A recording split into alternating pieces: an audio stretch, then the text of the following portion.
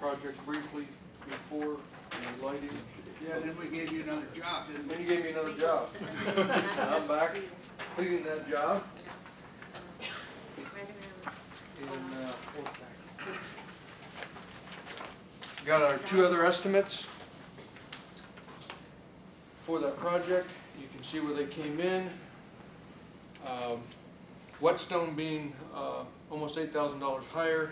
I was asked to go back and ask him to make sure we were looking at apples to apples.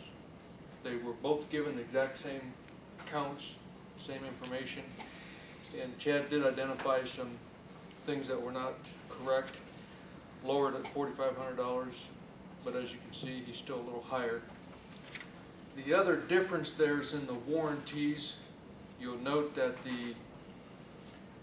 both Ryder and Havel were quoting GE products, which carry a 5-year warranty on both ballast and lamps. Whetstone was carrying or quoting GE lamps, advanced ballast. Advanced only carries a 1-year warranty on those ballasts. This project is, again, we don't need to go into the details as we did the last meeting, but it's something we're going to have to do soon. The only advantage of trying to do it yet this year would be to get the rebates.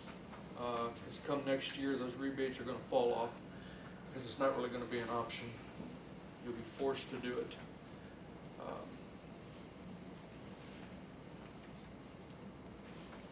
Mark, the only thing I see is that Ryder for the annex quoted 143 ballast, and Whetstone quoted for 160. That's 17 ballast, and I wonder if you're only a couple thousand off. I mean, I'm just saying that there's a difference there in the number of. Again, they were both given the same sheet, the exact same counts. When you take a contractor through on a project this size, they're going to have recommendations and, for lack of better terms, different recommendations for different areas, for different applications throughout the facility. So to try and get 3 of them to all look at the same thing, we sat down. This project actually started in 2010, where we did an assessment of the 2 buildings, looked at all the equipment, made a list, and now through the course of time, some of those things have changed.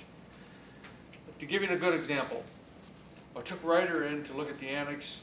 They're quoting to change the lamps in the exterior light fixtures at the south entrance of the building.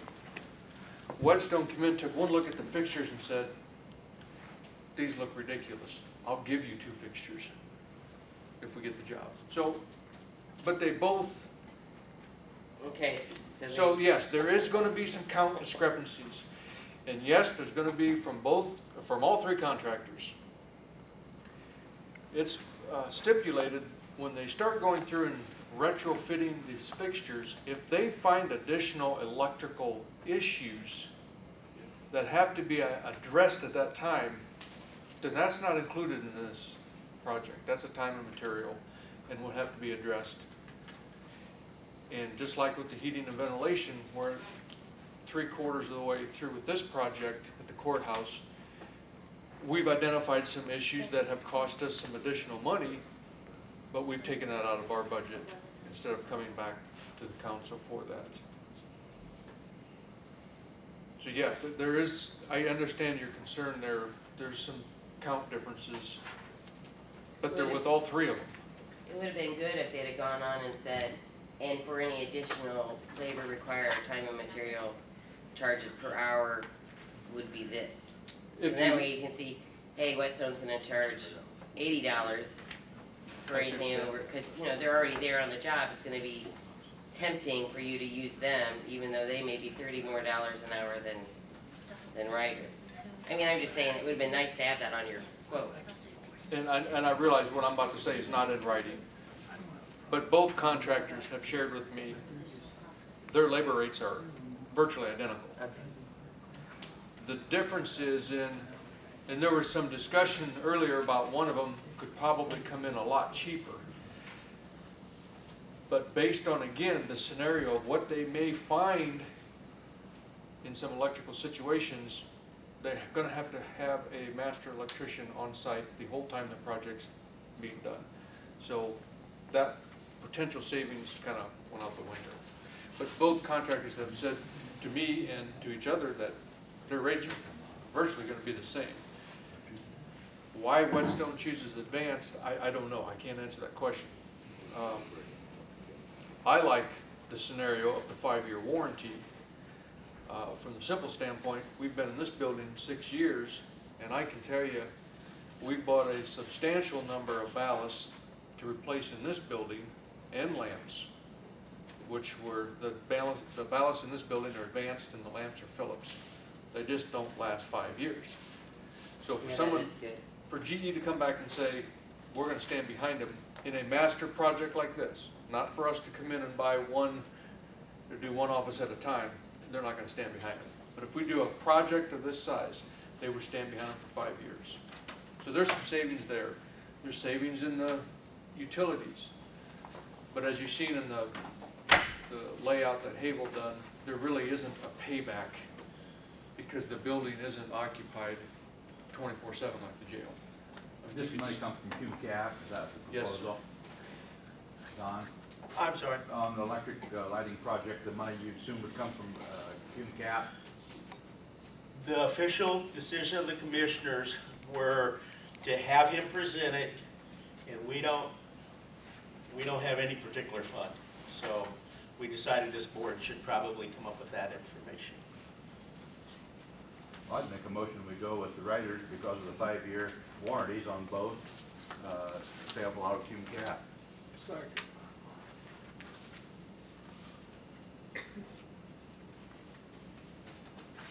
For a motion? Yes.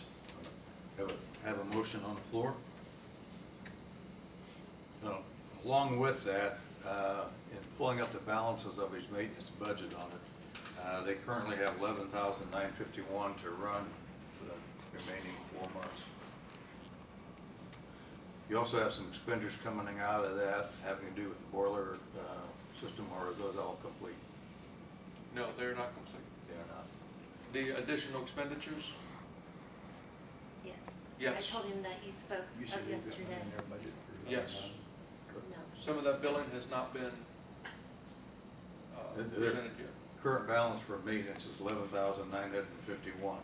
They're going to have some additional costs come out of that on some of the in the boiler system that they set up with some of the sensors. Correct? Correct.